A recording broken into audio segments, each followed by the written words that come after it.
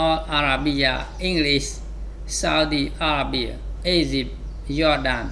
the United Arab Emirates Qatar Indonesia Turkey and Pakistan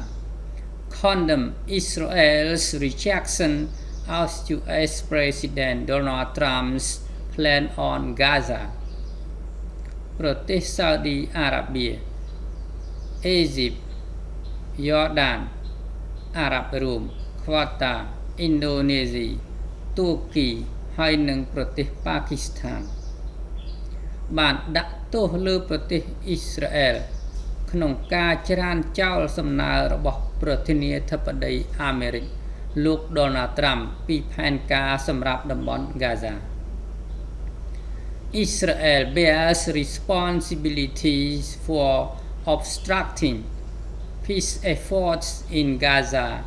and the Palestinian territory, the eight countries say in a joint statement. ប្រទេសអ៊ីស្រាអែលទទួលខុសត្រូវសម្រាប់ការទប់ស្កាត់ការខិតខំស្វែងរក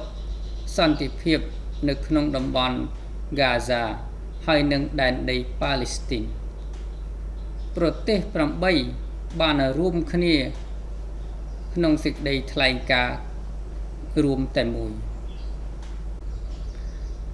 Israel's rejection threatens intensified efforts by Trump to end wars in Gaza ប្រទេសអ៊ីស្រាអែលបានច្រានចោលការគំរាមកំហែងក្នុងការខិតខំព្យាយាមស្វែងរកបញ្ចប់សង្គ្រាមក្នុងតំបន់ Gaza ដោយលោក Trump បាទសូមអរគុណ